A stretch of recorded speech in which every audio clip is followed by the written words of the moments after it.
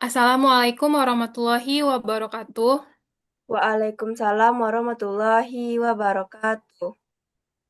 Puji syukur, marilah kita panjatkan kepada Allah Subhanahu wa Ta'ala, karena dengan rahmat-Nya berupa kesehatan darinya, kita bisa melakukan presentasi kita pada hari ini.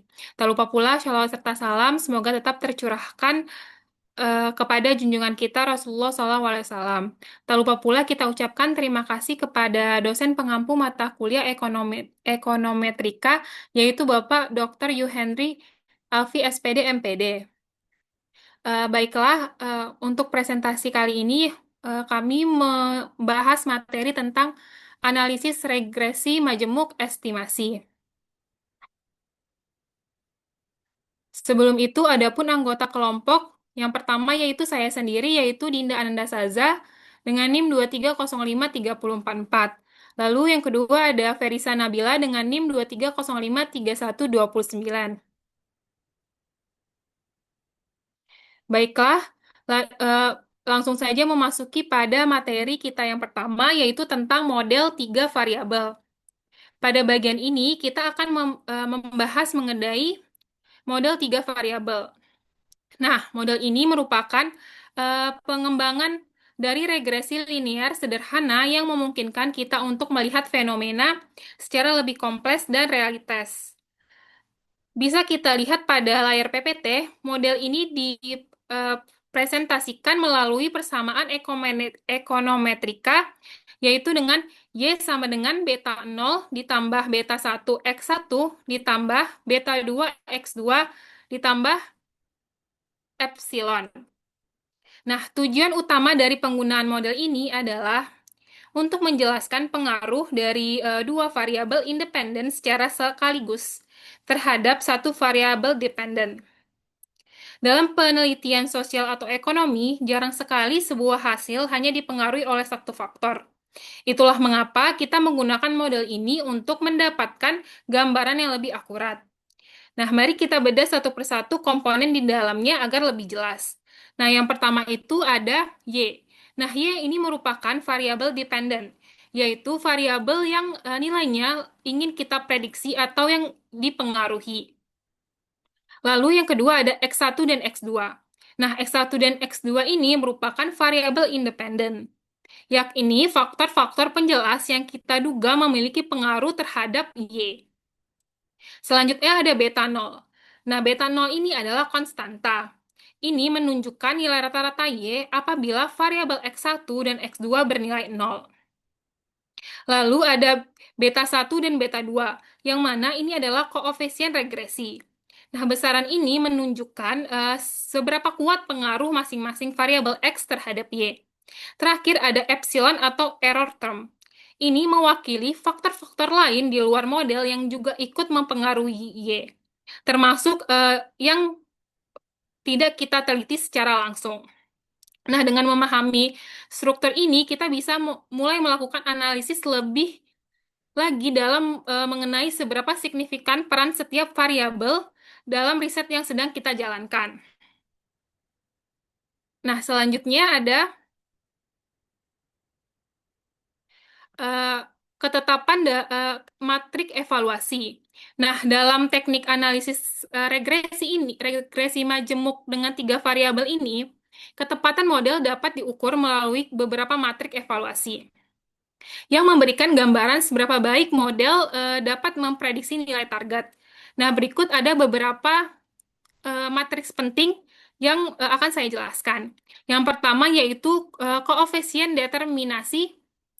Nah, koefisien determinasi ini mengukur seberapa besar variasi dalam variabel independen yang dapat dijelaskan oleh model. Nah, rentang nilai R-squared antara 0 hingga 1, di mana nilainya lebih tinggi menunjukkan ketepatan yang lebih baik. Selanjutnya ada MSE. Nah, MSE ini menghitung rata-rata dari kuadrat selisih antara nilai prediksi dan nilai sebenarnya. Semakin rendah MSE-nya, semakin baik pula performa model. Selanjutnya ada RMSE atau root mean squared error. Nah, RMSE ini adalah akar kuadrat dari MSE dan memberikan gambaran interpretatif yang lebih baik karena memiliki satuan yang sama dengan variabel dependent. Nah, seperti MSE, nilai RMSE yang lebih rendah menunjukkan ketepatan yang lebih tinggi. Selanjutnya ada MAE. Nah, MAE ini mengukur rata-rata dari nilai absolut dari selisih antara nilai prediksi dan nilai sebenarnya. MAE memberikan gambaran tentang seberapa besar kesalahan prediksi dalam skala asli variabel dependent. Selanjutnya ada statik F dan nilai P, atau yang biasa disebut uji F. Nah, uji F ini dapat digunakan untuk mengevaluasi signifikan secara keseluruhan dari model regresi. Nah, nilai P yang rendah menunjukkan bahwa setidaknya satu variabel independen berkontribusi secara signifikan terhadap variabel dependen. Nah, selanjutnya ada analisis residual. Nah, ini itu menganalisis residual atau biasa disebut selisih antara nilai sebenarnya dan nilai prediksi. Nah, dapat memberikan wawasan tentang pola kesalahan model. Nah, residual ini seharusnya memiliki distribusi normal dan tidak ada pola tertentu. Yang terakhir ada uji asumsi regresi. Nah, melakukan uji ini untuk memastikan bahwa asumsi-asumsi regresi seperti homo homo homoskedastisitas dan independensi residual terpenuhi. Nah, yang terakhir ada validasi silang. Nah, menggunakan teknik validasi silang seperti validasi silang K-fold untuk mengukur seberapa baik model berforma pada data yang tidak terlihat. Nah, dengan memeriksa berbagai matrik ini, pemahaman yang lebih komprehensif tentang ketepatan model regresi majemuk dengan tiga variabel. Penting untuk diingat bahwa tidak ada satu metrik tunggal yang memberikan gambaran lengkap dan evaluasi yang komprehensif terhadap melibatkan beberapa metrik serta pemahaman konseptual terkait dengan data dan model. Baiklah, materi selanjutnya yaitu ada penilaian persamaan regresi majemuk. Nah, keakuratan dalam konteks penilaian persamaan regresi majemuk merujuk pada seberapa baik model regresi mampu menjelaskan hubungan antara variabel independen atau prediktor dan variabel dependen atau target. Berikut adalah beberapa poin yang bisa dipertimbangkan untuk memahami keakuratan penilaian persamaan regresi majemuk. Yang pertama ada konsisten dengan teori atau hipotesis. Nah, pentingnya konsisten antara hasil analisis regresi majemuk dengan teori atau hipotesis yang ada. Ini mengacu pada sejauh mana hasil analisis statis sesuai dengan harapan atau asumsi yang kita miliki sebelumnya tentang hubungan antar variabel. Misalnya, jika kita memiliki sebuah teori yang menyatakan bahwa peningkatan tingkat pendidikan akan meningkatkan penghasilan seseorang, maka dalam analisis regresi kita akan mengharapkan koefisien untuk variabel tingkat pendidikan. Misalnya, jumlah tahun pendidikan menjadi positif dan signifikan. Jika hasil analisis regresi menunjukkan hubungan yang bertentangan dengan teori tersebut, seperti koefisien yang negatif atau tidak signifikan, maka ini menimbulkan pertanyaan tentang keakuratan model atau konsisten antara data dan teori. Nah, yang kedua ada koefisien regresi. Nah, koefisien regresi adalah angka yang mengindikasikan seberapa besar perubahan yang diharapkan dalam variabel dependen. Ketika variabel independen berubah satuan, sementara variabel lainnya itu tetap atau konstan. Nah, dalam konteks regresi majemuk dengan tiga variabel, kita bisa memiliki beberapa koefisien regresi untuk setiap variabel independen.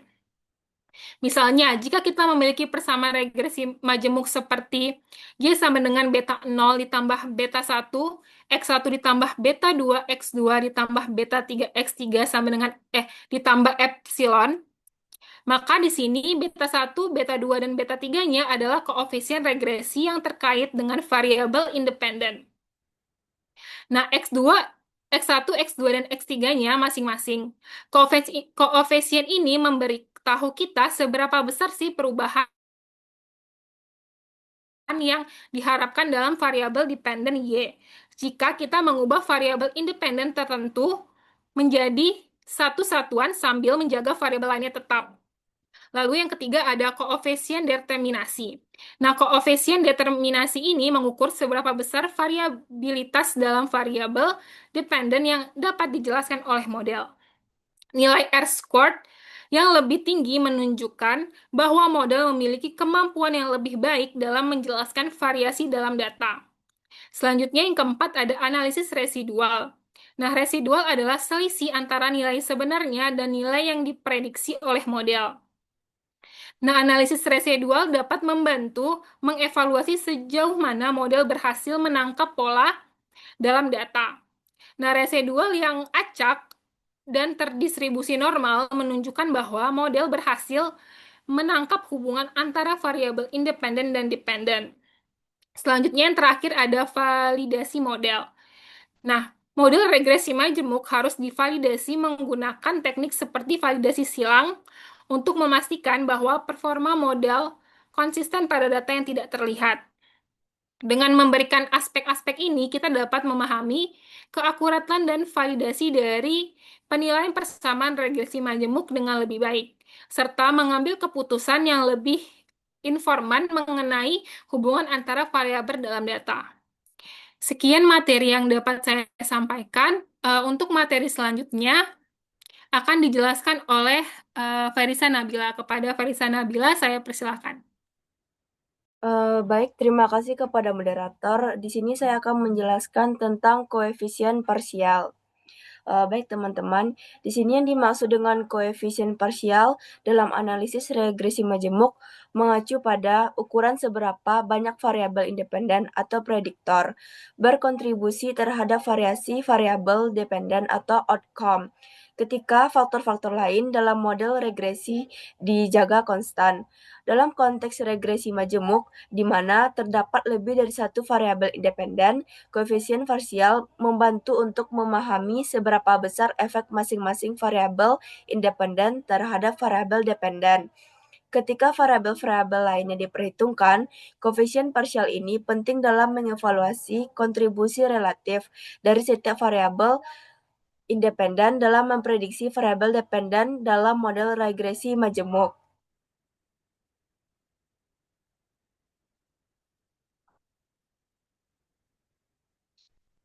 Berikutnya pengertian dari parsial, yang dimana parsial adalah suatu teknik statistika yang digunakan untuk mempelajari hubungan murni antara sebuah variabel bebas atau X1 dengan variabel terikat atau Y, dengan mengendalikan atau mengontrol variabel-variabel bebas yang lain atau X2 yang diduga mempengaruhi hubungan antara variabel X1 dengan Y.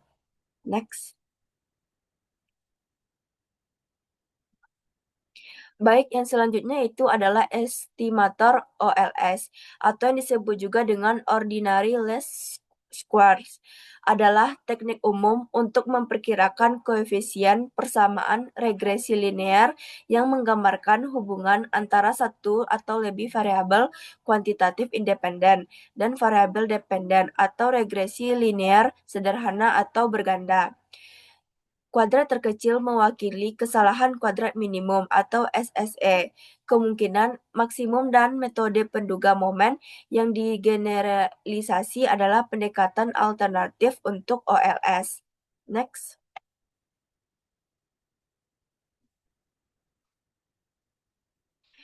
Nah, di mana untuk menghasilkan estimasi menggunakan metode OLS diperlukan 4 asumsi dasar yang bersifat BLUE.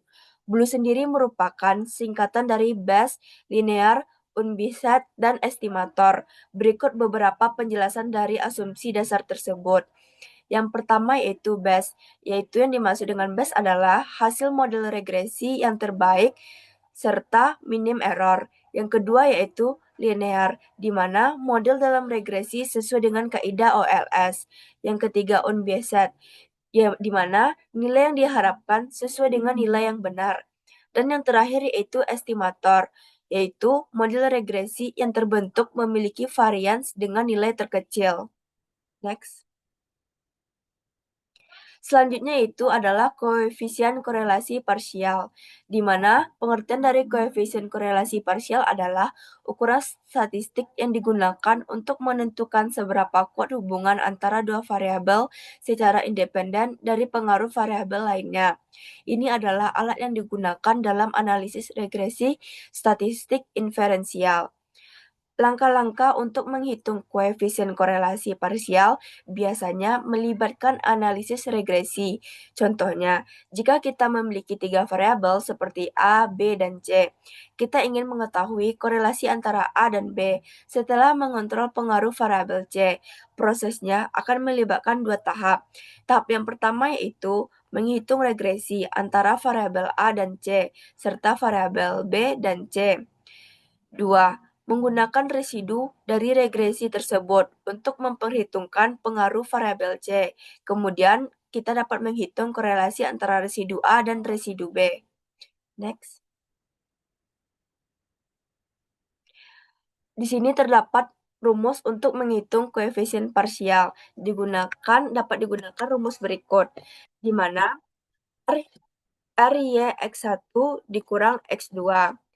Koefisien korelasi parsial antara Y dan X1 dengan X2 dikendalikan, sama dengan R Y X1, di mana koefisien korelasi sederhana atau Pearson antara Y dan X1 dikurang R Y X2, di mana koefisien korelasi sederhana atau Pearson antara Y dan X2, dan R X1 X2, yaitu koefisien korelasi sederhana atau Pearson antara X1 dan X2,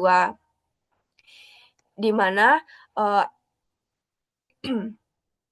di mana koefisien determinan antara Y dan X2. 1 dikurang R2 X1 X2. Determinan 1 kurang R2 Y X2, di mana R, Y, X sama dengan korelasi antara variabel Y dengan variabel bebas X1. R, Y, X2 sama dengan korelasi antara variabel terikat Y dengan variabel bebas X2. Yang ketiga, R, X1, X2 sama dengan korelasi antara variabel bebas X1 dengan variabel bebas X2. Baik, sekian materi yang dapat saya sampaikan. Saya kembalikan kepada moderator. Baik, terima kasih kepada Parisa Nabila. Lalu selanjutnya yaitu adalah kesimpulan dari presentasi pada materi kita pada pertemuan kali ini, yaitu regresi majemuk digunakan untuk menganalisis pengaruh beberapa variabel independen terhadap satu variabel dependen. Model tiga variabel membantu melihat pengaruh secara parsial dan simultan. Untuk memastikan model yang baik, dilakukan evaluasi menggunakan berbagai ukuran seperti R2, uji F, serta analisis error dan asumsi.